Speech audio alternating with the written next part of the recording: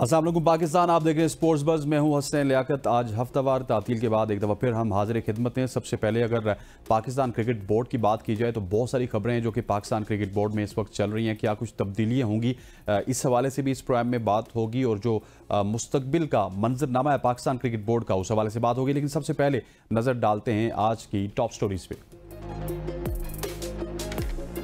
Pakistan cricket की बेहतरी के लिए मोहसिन नकवी आज साबिक खिलाड़ियों से मुलाकात करेंगे। पाकिस्तान क्रिकेट का मुस्तकबिल क्या होगा, कोचेस भी मुशावरत के लिए लाहौर रवाना, आम प्रेस कॉन्फ्रेंस मुतवक्को। गैरी क्रिस्टन और वहाब रियाज की रिपोर्ट्स के बाद भी सर्जरी नहीं हो सकी। वहाब रियाज को सिलेक्शन कमेटी से अलग किए जाने का इम्कान। वर्ल्ड चैंपियनशिप ऑफ लेजेंड्स में पाकिस्तान ने इंग्लैंड को हराकर मुसलसल चौथी कामयाबी हासिल कर ली। चैंपियंस ट्रॉफी का मुजव्वज़ा शेड्यूल सामने आ गया। पाक भारत टाकरा 1 मार्च को लाहौर में होगा। पेरिस डायमंड लीग में पाकिस्तानी जेवलिन थ्रो अरशद नदीम कोई मेडल ना ले सके। यूरो कप में फ्रांस, स्पेन, इंग्लैंड और नीदरलैंड्स ने सेमीफाइनल में जगह बना ली। और पाकिस्तान के ऋषभ इरफान ने भारतीय हरीफ को हराकर कैनसवा ओपन चैंपियनशिप जीत ली।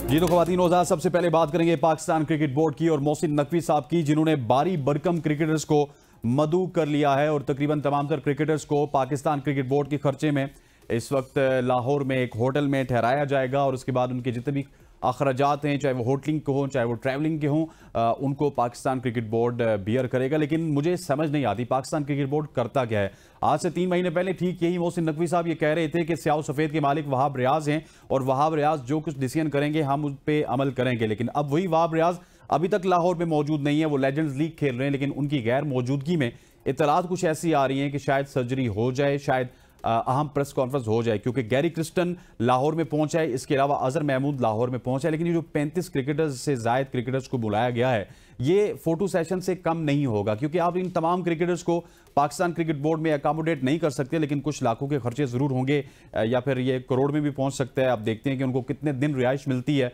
और 35 कमरे अगर आप किसी 5 स्टार होटल में बुक करवाएंगे, रिहाइश देंगे, तो आपको ये समझ आ जाएगी कि पीसीबी कितने ज़्यादा अखराजात कर रहा है। लेकिन अब किसकी लॉटरी निकलेगी, कौन सा वो साबिक टेस्ट क्रिकेटर होगा जो कि वहाब रियाज की सीट को संभालेगा, चेयरमैन सिलेक्शन कमेटी लगेगा या फिर कुछ और जिम्मेदारियां साबिक क्रिकेटर्स को दी जाएंगी। लेकिन जिस तरह की मामलात चल रहे हैं पाकिस्तान क्रिकेट बोर्ड में, किसी बेहतरी की तवक्को आप नहीं कर सकते, क्योंकि ऑल ऑफ द सडन ऐसी चेंजेस आती हैं जो कि बिल्कुल आपके दिमाग में नहीं होती, लेकिन वो पाकिस्तान क्रिकेट बोर्ड करता है। सबसे पहले अपने गेस्ट को इंट्रोड्यूस करवाता चलूँ। हमारे साथ मौजूद हैं सीनियर स्पोर्ट्स जर्नलिस्ट जनाब नसीम राजपूत साहब। नसीम भाई, आपको खुशामदीद कहते हैं। इस मुद्दे पर ही आपसे बात करता हूँ कि पाकिस्तान क्रिकेट बोर्ड जिसकी रविश नहीं बदल सकी, आज तकरीबन दूसरा हफ्ता जारी है, वर्ल्ड कप का फाइनल भी खत्म हो चुका, हम फाइनल से 15 दिन पहले इस टूर्नामेंट से बाहर हुए थे, अभी तक प्रेस कॉन्फ्रेंस तो नहीं हुई, लेकिन बहुत सारे फोटो सेशंस करवाए जा रहे हैं, कुछ साबिक क्रिकेटर्स को बुलाया जाएगा। अल्टीमेटली होगा क्या?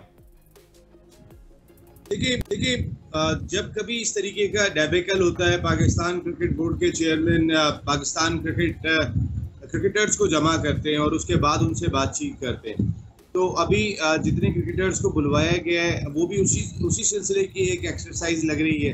हालांकि हमने माजी में देखा इसका कोई बहुत ज़्यादा फायदा नहीं होता। आप 35 माइंड को लेके बैठेंगे, 35 दिमाग जब आपको बताएंगे तो आप कितना समझ पाएंगे, कितनी चीज़ों को अमल कर पाएंगे। 35 ज़्यादा हो जाते हैं क्रिकेटर्स, आप उसकी तादाद जो है मेरी अपनी ज़ाती राय में वो कम होनी चाहिए। आप 10 टॉप क्रिकेटर्स को मदऊ करते और उनकी राय अगर आप लेते तो आपको ज़्यादा फायदा होता, आपको समझ में आती बात के अच्छा जावेद मियांदाद ने ये बात कही थी तो फला ने ये बात कही थी, आपकी समझ में आती है। अब 35 क्रिकेटर्स में कौन क्या राय आपको देकर जाता है और आप उस राय को कितना अपने दिमाग में रख पाते हैं या आपकी ठंडे कमरों में बैठने वाली टीम दिमाग में रख पाती है, ये देखना होगा।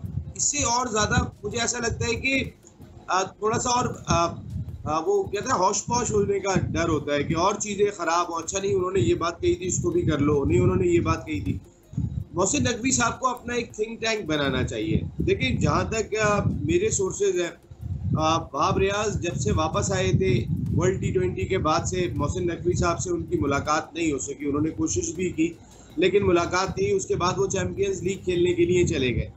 तो एक अंदिया ऑन कैमरा या फिर पाकिस्तान क्रिकेट बोर्ड के ऐवानों में मुलाकात नहीं हुई है। उनके घर में हुई हो तो उनके ज़ाती ताल्लुकात हैं, इस पर तो कोई कुछ नहीं कह सकता।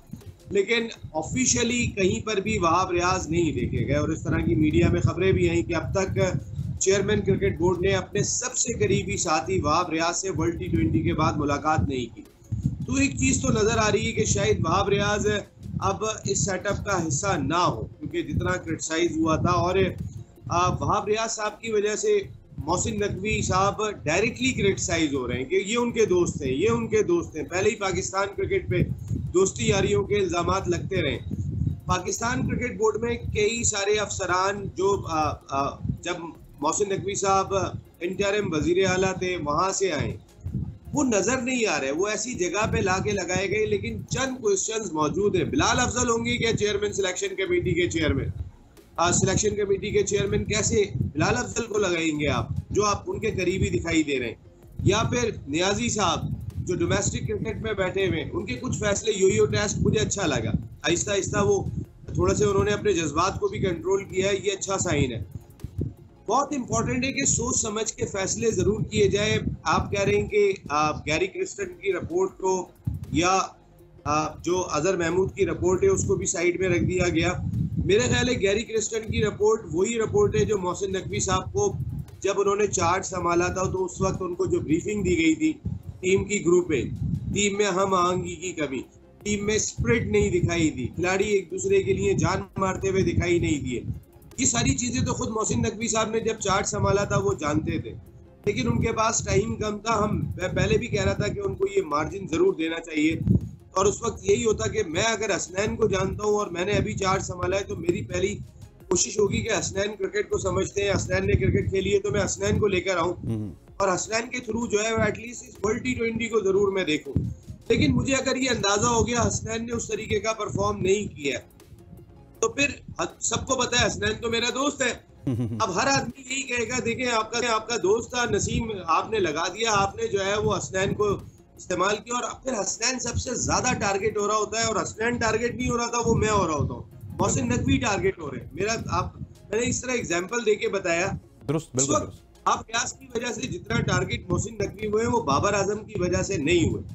हालांकि बाबर आजम को कप्तान उन्होंने ही लगाया, लेकिन बाबर आजम इसलिए छुप गए कि उनको कप्तान वहाब रियाज के कहने पे लगाया गया, उनको कप्तान किसी और के कहने पे नहीं लगाया गया। तो एक आदमी जो सर्जरी की जद में आता हुआ दिखाई दे रहा है, मेरी नजर में शायद वो वहाब रियाज है। इंटरनली मैं आपकी बात पे ना थोड़ा सा ऐड ऑन करना चाहूंगा नसीम भाई। जो मेरी खबरें भी हैं यही कह रही हैं कि वहाब रियाज इस वक्त लेजेंड्स लीग खेल रहे हैं और वो तकरीबन 13-14 जुलाई तक वहां पे बिजी हैं। इतने जल्दी अगर आपने गैरी क्रिस्टन को बुला लिया, अजहर महमूद को बुला लिया, तो आपको मेरा ख्याल है प्रेस कॉन्फ्रेंस में राइट में गैरी और लेफ्ट पे अजहर महमूद नजर आएंगे। और at the end of the day जो खबरें आ रही हैं वो यही आ रही है कि वहाब रियाज हो सकता है कि एज ए सीनियर मैनेजर तो टीम के साथ हूं, लेकिन सिलेक्शन की जिम्मेदारियां उनसे ले ली जाएंगी। वो हाफ हार्टेड सी सर्जरी करना चाहते हैं मोहसिन नकवी साहब। देखिए सीनियर मैनेजर तो उन्हें होना ही नहीं चाहिए, मैं आपको बिल्कुल फेयर बात कह रहा हूँ।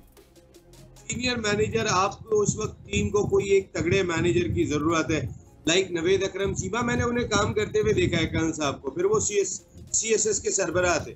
यावर सईद को आप भेजा करते थे मैनेजर बना के, आपके मैनेजर बन के जाते थे तगड़े लोग। और इस वक्त एक तगड़े मैनेजर की जरूरत है। हमें तो वर्ल्ड T20 पे भेजना चाहिए था, इंडिया के वर्ल्ड कप पे हमने वो एक यंग मैनेजर भेज दिया, यहाँ वहाब रियाज को भेज दिया। मजाक तो हम अपनी क्रिकेट का खुद बना रहे हैं। हमें इस तरह के इवेंट के लिए तो कम से कम एक बुर्दवार शख्सियत का तकर्रुर करते, कुछ बेहतर शख्सियत का तकर्रुर करते, वो हमने नहीं किया। बुर्दवार शख्सियत, बेहतर मैं किसी को कहने वाला नहीं हूँ, लेकिन एक बुर्दवार शख्सियत होनी चाहिए। और इस वक्त तो पाकिस्तान क्रिकेट की बहुत शिद्दत से ज़रूरत है एक ऐसी पावरफुल शख्सियत की जो गैरी क्रिस्टन को या जैसन गिलेस्पी को उनके फैसले जो अमल दरामद कराएं उसमें मदद करे, ना कि वो हर चीज़ को ज़रा प्रॉपर तौर पे देखे, बड़ा मुश्किल हो जाता है किसी नए फॉरेन कोच का आना। तो नसीम भाई, एक छोटा सा सवाल मेरा ऐड कर लीजिएगा इसी पे कि नजला किस पे गिरेगा फिर? बाबर आजम पे गिरेगा, वहाब रियाज पे गिरेगा? क्योंकि अवाम तो कुछ ना कुछ चाह रही है कि जिम्मेदारों का तयन किया जाए। कौन है जिम्मेदार इस बदतरीन शिकस्त का? यार अवाम की परवाह कौन करता है? इधर रात गई बात गई, अगर उन्होंने कोई सर्जरी नहीं करनी, ऐसे ही चलाना है तो कोई किसी का क्या कर लेगा हसनैन? ये तो पाकिस्तान जिसकी लाठी उसकी भैंस ये है। तो अवाम की तो बात ही ना करें कि अवाम रोई है बैठ के, अवाम ने बहुत दुखी है। अवाम की बेचारी की हैसियत क्या है यहाँ पे? यहाँ तो बादशाह सलामत वाले फैसले के सब मुंतजर रहते हैं, वो चाहे सियासी सतह पे बात हो या खेलों की सतह पे बात हो या किसी और सतह पे बात हो। बादशाह सलामत जो फैसला करते हैं, अवाम तो उसके सामने सर तस्लीम खम करती है। बात ये हो रही है कि इस खेल को बचाने के लिए मोहसिन नकवी साहब सब आपकी जानिब देख रहे हैं, और अगर आप सोच समझ के फैसला कर रहे हैं तो आप अपना टाइम ले लें। पूरा जुलाई आपके पास है, अगस्त में सीरीज है, आप टाइम ले। ये कोई दहशतगर्दों वाला मामला नहीं है कि फौरी तौर पे आपको एक्शन लेना पड़ेगा वजीर दाखिला की हैसियत से। यहाँ पे खिलाड़ी हैं, यहाँ पे खेल है, और उस खेल के साथ कौम का दिल जुड़ा हुआ है। उसको जितना सोच समझ के फैसला करें। मेरी अपनी जाती राय में वहाब रियाज और कैप्टन बाबर आजम नहीं है, होने चाहिए।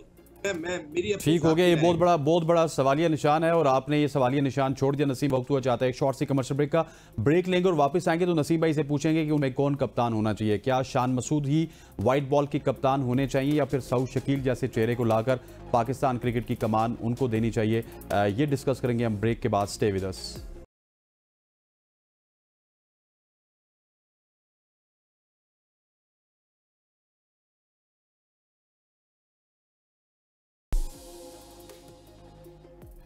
Welcome back to show. Breaks पे जाने से पहले नसीम राजपूत साहब ने एक बहुत ही इंटरेस्टिंग पॉइंट उठाया कि मेरी नज़र में वहाब रियाज को भी और बाबर आजम को भी साइडलाइन होना चाहिए क्योंकि यही दो जिम्मेदार हैं पाकिस्तान की इबरतनाक शिकस्त के।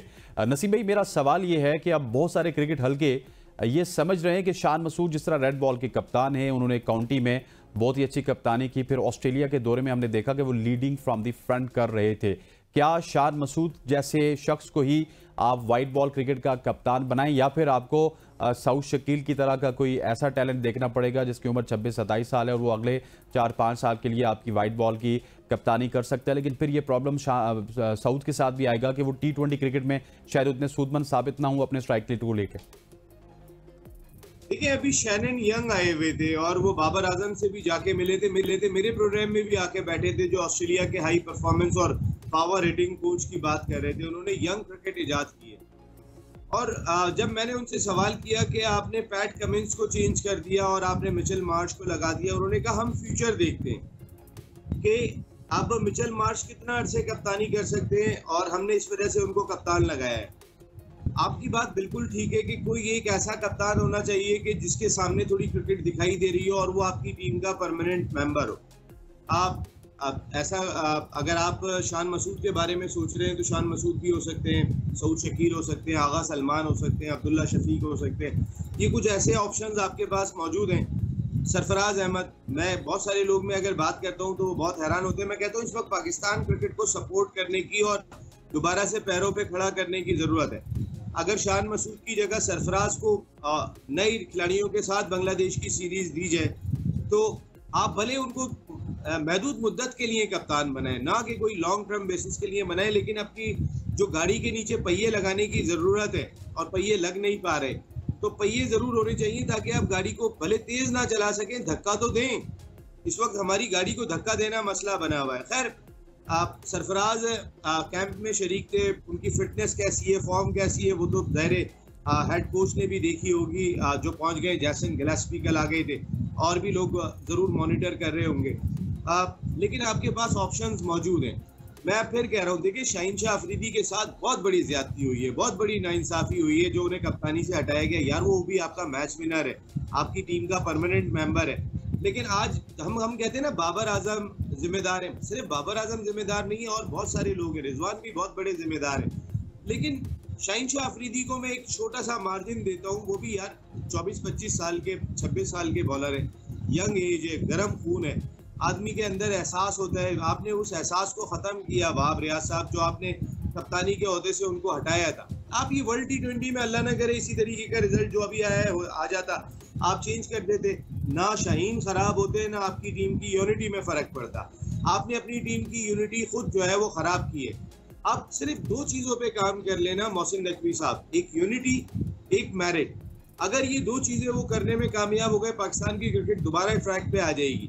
लेकिन अगर वो यूनिटी कायम नहीं कर सके, ना वो मेरिट को मलूज़ खातिर ला सके, तो फिर बहुत मुश्किल हो जाएगी।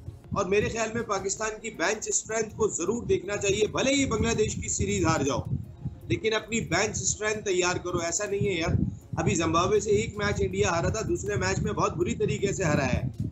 उनकी बेंच स्ट्रेंथ और उनकी वो टीम तो गई नहीं जो वर्ल्ड T20 खेल रही थी अगेंस्ट जिम्बाब्वे। तो आप भी थोड़े नए खिलाड़ियों को ले आओ। सर वो नए खिलाड़ियों को लेना हम दरवाजे बंद कर देते हैं। नसीम भाई, एक अच्छी खबर तो जरूर है क्रिकेट के हलकों में कि जो लेजेंड्स लीग हो रही है उसमें पाकिस्तान की टीम तमाम तर टीमों को उखाड़ पे छाड़ रही है। अगर वो इंडिया की बात की जाए तो पाकिस्तान ने इंडिया को बड़ी अच्छे तरीके से हराया, फिर इंग्लैंड को हराया, उसके बाद ऑस्ट्रेलिया को हराया, वेस्ट इंडीज़ को हराया, और अभी तक पाकिस्तान की टीम इवेंट में नाकाबिले शिकस्त है। और हमारे जो लेजेंड्स हैं वो दुनिया को बता रहे हैं कि क्यों हम अच्छे थे T20 क्रिकेट में, क्यों हमने 2007 का फाइनल खेला, क्यों हमने 2009 का फाइनल जीता, क्यों हम उसके बाद कई दफ़ा सेमीफाइनल तक पहुंचे। सो लेजेंड्स से भी कुछ सीख लेना चाहिए, और लेजेंड्स बहुत ही अच्छी खबरें दे रहे हैं। और इंडिया पाकिस्तान के मैच में तो एक समा बना हुआ था, इस तरह लग रहा था कि ये लेजेंड्स का नहीं बल्कि करंट टीम का मैच है। इंडिया और पाकिस्तान का क्राउड वहां पे खचाखच ग्राउंड भरा हुआ था।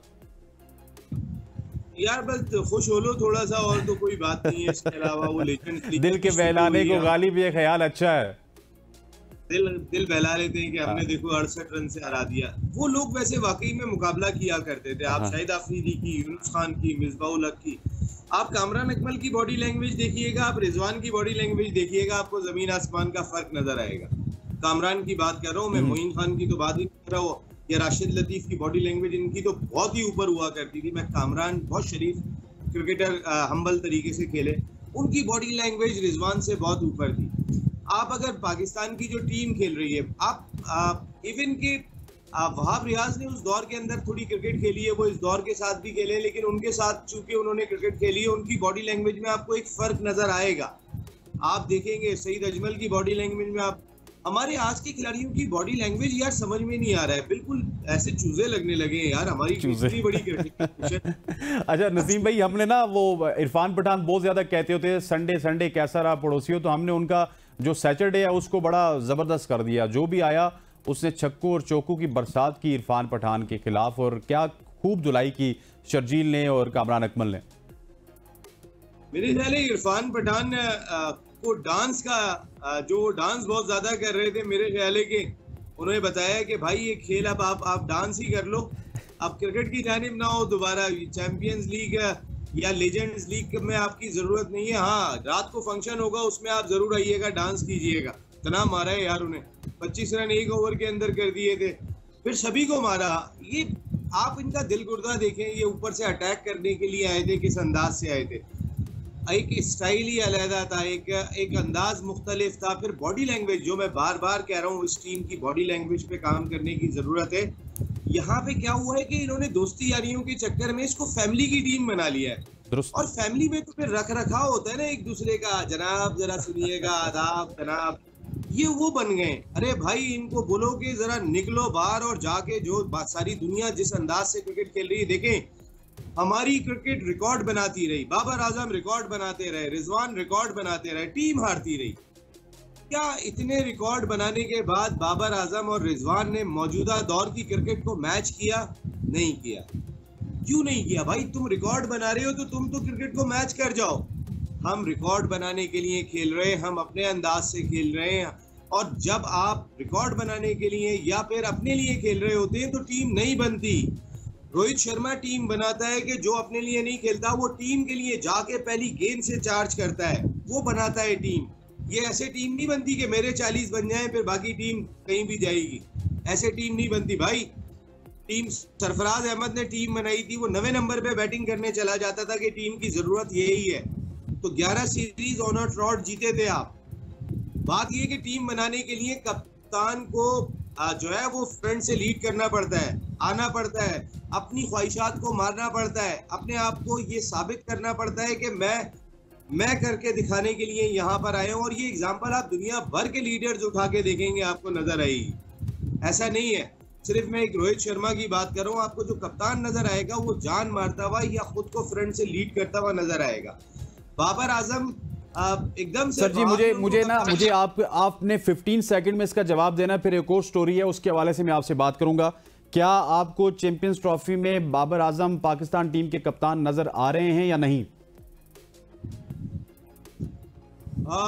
मुझे नजर नहीं आ रहे और अगर किसी को नजर आ रहे हैं तो वो भी आंखें बंद कर ले तो बेहतर है पाकिस्तान क्रिकेट के लिए। अच्छा सर, थोड़ा सा नदीम उमर साहब के हवाले से मैं बात करना चाहूंगा, क्योंकि आप बड़े सीजन जर्नलिस्ट हैं, आपने उनको बड़ा करीब से देखा। अभी 60+ की जो टीम है उसकी वो क़यादत कर रहे हैं। इससे पहले भी अगर पाकिस्तान में क्रिकेट की बात की जाए तो मुझे और आपको तो पता है कि उनकी क्रिकेट के हवाले से क्या खिदमत है, लेकिन पाकिस्तान में शायद सारे सोचते हैं कि ये कोयटा ग्लैडिएटर्स के ऑनर हैं। हालांकि उन्होंने हॉकी को सपोर्ट किया, उन्होंने डिफरेंट एथलीट्स को सपोर्ट किया। आप किसी भी शोबे में खेल के हवाले से बात करें तो नदीम उमर साहब स्टेप अप करते हैं वहाँ पे और आगे आके क्रिकेट को संभाला देते हैं। इसी तरह की मिसालें हमें कोयटा ग्लैडिएटर्स के साथ भी देखने को मिली, किस तरह की वो टीम थी और कोयटा को उन्होंने कोयटा के ऊपर इन्वेस्ट किया। सो क्या समझते हैं नदीम उमर साहब जैसे बंदे को हमने कप्तान तो बना दिया 60+ टीम का, लेकिन इस तरह का बंदा तो हमें बोर्ड में चाहिए जो कि चीजें दुरुस्त कर सके, क्योंकि पैशनेट हैं, पैसे की तो उनको फिक्र नहीं है कि नौकरी बचानी है, वो पैशन के साथ कुछ ना कुछ टैलेंट तो ढूंढ सकते हैं। यार फेयर आदमी है, पता मैं आपको बिल्कुल सच्चाई से बता रहा हूँ। अगर आज की तारीख में आप पाकिस्तान में कोई दूसरा नदीम उमर देखेंगे तो शायद नदीम उमर साहब आपको नहीं मिलेंगे। कितने टेस्ट क्रिकेटर्स, ये फखर जमान भी सारी बचपन की क्रिकेट वहीं खेले, कितने test cricketers, former captain, international cricketers, first class cricketers अपनी पर्सनल कैपेसिटी में दिए कि जिस वक्त वो KCCA के प्रेसिडेंट नहीं थे, ये सारे काम उन्होंने अपनी पर्सनल कैपेसिटी में किया। उनकी भूख इस मुल्क की खिदमत की ख़त्म नहीं हो रही। अभी 2 साल पहले उन्होंने अपनी उमर क्रिकेट अकेडमी लॉन्च कर दी है और आप अंदाज़ा करेंगे कि सैकड़ों बच्चे अब वो दोबारा से जो है ना जिस अंदाज से तरबियत हासिल कर रहे हैं वो काम कर रहे हैं। हॉकी को उस वक्त सपोर्ट किया कि जब पाकिस्तान की जग असाई होने जा रही थी, खिलाड़ी स्याह पट्टियाँ बांध के खेल रहे थे और Pakistan team silver medal Bhubaneswar में जीत के आई। वर्ल्ड नंबर 1 हॉलैंड को आखिरी दफ़ा रहा है, इंडिया को आखिरी दफ़ा रहा है, उसके बाद हमने नहीं हराया। मकसद है कि स्टेबल जो एजुकेशन का प्रोग्राम है, वर्ल्ड चैंपियन बच्चों को सारी दुनिया भेजते हैं, अपनी जेब से करते हैं, किसी से कोई सपोर्ट नहीं मांगते, खुद कर रहे होते हैं। देखिए उनको ग्राउंड की फील है, वो हफ्ते में 2 मैच खेलते हैं। जो सबसे इम्पोर्टेंट बात मैं आपको कह रहा हूँ, उन्हें ग्राउंड की फील है। इस वक्त वो लीड करने के लिए गए उस टीम में। इंग्लैंड की टूर पे सलीम मलिक भी हैं, शाहिद महबूब टेस्ट क्रिकेटर हैं, साजिद अली इंटरनेशनल क्रिकेटर हैं और कई टेस्ट क्रिकेटर और इंटरनेशनल क्रिकेटर जिनको वो लीड कर रहे हैं, क्योंकि उनके साथ वो हफ्ते में 2 मैच रोजाना हर हफ्ते खेलते हैं। कराची में, लाहौर खेलने चले जाते। जिस आदमी को ग्राउंड की फील पता है वो खिलाड़ी की इंटेंशन को ज्यादा बेहतर समझ सकता है, खिलाड़ी की इंटेंट को ज्यादा बेहतर समझ सकता है जिसको ग्राउंड की फील है। तो नदीम उमर साहब को ग्राउंड की फील है और मकसद है कि वो जिस अंदाज से काम करते हैं, ना उन्हें कोई शो ऑफ होने का शौक है, ना उन्हें पाकिस्तान सर मुझे 5 सेकंड रहेंगे, 5 सेकंड में बताइएगा नदीम उमर साहब की खिदमत से तो इस्तेफादा हासिल करना चाहिए ना बोर्ड को।